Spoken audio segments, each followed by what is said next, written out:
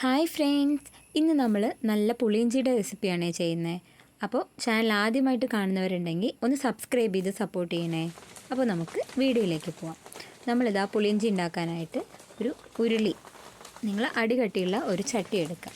അതിലേക്ക് നമ്മളൊരു 3 table spoon നിറയെ വെളിച്ചെണ്ണയാണ് ഒഴിച്ചു കൊടുത്തിട്ടുള്ളത്. നിങ്ങൾക്ക് വേണമെങ്കിൽ നല്ലെണ്ണ ഉപയോഗിക്കാം. ഇതിലേക്ക് 1 ടീസ്പൂൺ കടുക് കൂടി ഇട്ടിട്ട് നന്നായിട്ടൊന്ന് പൊട്ടിച്ചെടുക്കുന്നുണ്ട്. ഇപ്പോൾ ഓരോ നാട്ടിലും ഓരോ തരത്തിലായിരിക്കും പുളിയിഞ്ചി ഉണ്ടാക്കുക. ഞങ്ങളുടെ നാട്ടിലുണ്ടാക്കുന്നതാണ് കാണിച്ചു തരുന്നത്. അപ്പോൾ നമ്മുടെ കടുക് നന്നായി പൊട്ടി. ഇനി ഇതിലേക്ക് നമ്മൾ ഏകദേശം ഒരു വലിയ കഷ്ണം നിറയെ ഇഞ്ചി അരിഞ്ഞത്, അതുപോലെ ഒരു 3 പച്ചമുളക്, അതുപോലെ ഒരു 3 ഉണക്കമുളക് എന്നിവ ഇട്ട് കൊടുത്തിട്ടുണ്ട്. ഇനി നമ്മൾ ഇത് എണ്ണയിലിട്ട് ഒന്ന് നന്നായിട്ട് മൊരിയിച്ചെടുക്കണം. നല്ല ഡാർക്ക് ബ്രൗൺ കളറൊന്നും ആവേണ്ട ആവശ്യമില്ല. നമ്മളൊന്ന് നന്നായിട്ട് മൂപ്പിച്ചെടുത്താൽ മാത്രം മതി. പച്ചമണമൊക്കെ മാറിക്കൊടുത്താൽ മതി. ഇപ്പോൾ നമ്മുടെ പരുവായിട്ടുണ്ട്. ഇനി ഇതിലേക്ക് നമ്മൾ പിഴിഞ്ഞ് വെച്ചിരിക്കുന്ന നമ്മുടെ പുളിവെള്ളം. നമ്മൾ പുളിയിഞ്ചിക്ക് സാധാരണ എടുക്കുന്നത് നല്ല കറുത്ത പുളിയാണ്. അപ്പോൾ ഞാനും ഇവിടെ അത് തന്നെയാണ് എടുത്തിട്ടുള്ളത്. ഏകദേശം ഒരു 2 കപ്പ് പുളിവെള്ളം ഉണ്ട് ഇതിൽ. അപ്പോൾ നമ്മളിതിലേക്ക് ആവശ്യത്തിനുള്ള ഉപ്പ് കൂടി ഈ നേരത്ത് നമ്മൾ ചേർത്ത് കൊടുക്കുന്നുണ്ട്. ഒരു നുള്ള് മഞ്ഞൾപ്പൊടി കൂടി ഇട്ട് കൊടുക്കുക.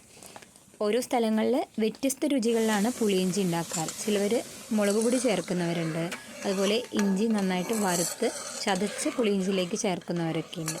ഞങ്ങൾ ഇങ്ങനെയാണ് ഇവിടെ ഉണ്ടാക്കാറ്. ഇതിലേക്ക് നമ്മൾ കുറച്ച് കറിവേപ്പില കൂടി ഇട്ട് കൊടുത്തിട്ടുണ്ട്.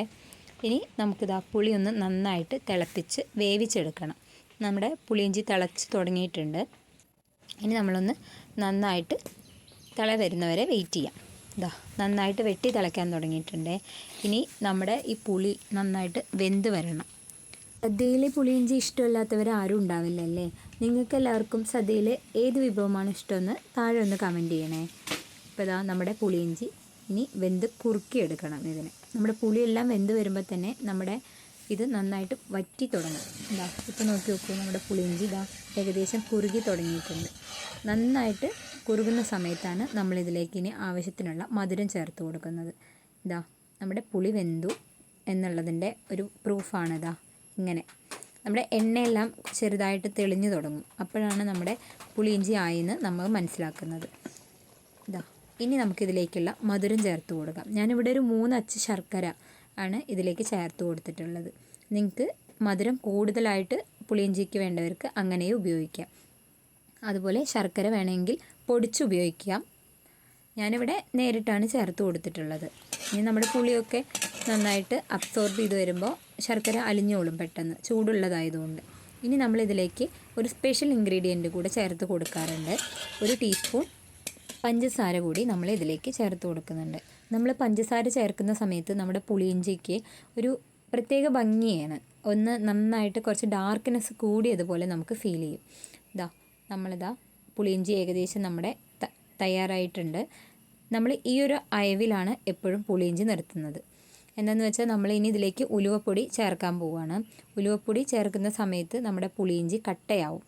അപ്പോൾ കുറച്ച് അയവ് കുറവുള്ള പാകത്തിൽ നമ്മൾ നിർത്തിക്കഴിഞ്ഞാൽ നമ്മൾ വിളമ്പുന്ന സമയത്ത് നമ്മുടെ പുളിയിഞ്ചി കറക്റ്റായിട്ടിരിക്കും. ഇല്ലെങ്കിൽ നമ്മുടെ പുളിയിഞ്ചി ഇങ്ങനെ ജെല്ല് പോലെ, അല്ലെങ്കിൽ നമ്മൾ സ്പൂണിൽ നിന്നും വിട്ട് വരാത്ത ഒരു പരുവത്തിലായിപ്പോവും. അപ്പോൾ നമ്മൾ നിർത്തുകയാണ് നമ്മുടെ പുളിയിഞ്ചി ഇവിടെ ഏകദേശം. ഈ സമയത്ത് ഇനി ഇതിലേക്ക് ഒരു 1/4 ടീസ്പൂണോളം ഉലുവ പൊടിച്ചത് നമ്മൾ ചേർത്ത് കൊടുക്കുന്നുണ്ട്. ഇനി ഉലുവപ്പൊടി ചേർത്ത് കൊടുത്തിട്ടുണ്ട്. അടുത്തതായിട്ട് നമ്മളിതിലേക്ക് ഒരു 1/2 ടീസ്പൂൺ കായം പൊടിച്ചതും കൂടി ചേർത്ത് കൊടുക്കുന്നുണ്ട്. ഇത് ഞാൻ കായം ഡയറക്റ്റ് കടയിൽ നിന്ന് പൊടിച്ച് മേടിച്ചതാണേ. നിങ്ങൾക്ക് കായം എണ്ണയിലൊന്ന് വറുത്ത് ചേർക്കുകയാണെങ്കിൽ കുറച്ചും കൂടെ നല്ല ടേസ്റ്റ് ഉണ്ടായിരിക്കും. നമ്മുടെ പുളിയിഞ്ചി ഇവിടെ തയ്യാറായിട്ടുണ്ട്. അപ്പോൾ ഇതുപോലെ ഈ വർഷത്തെ പുളിയിഞ്ചി നിങ്ങളൊന്ന് തയ്യാറാക്കി നോക്കണേ. അപ്പോൾ വീഡിയോ ഇഷ്ടപ്പെട്ട ലൈക്ക് ചെയ്യുക, ഷെയർ ചെയ്യുക, അതുപോലെ സബ്സ്ക്രൈബ് ചെയ്യുക. മറ്റൊരു വീഡിയോയുമായി നമുക്ക് വീണ്ടും കാണാം. Thank you for watching.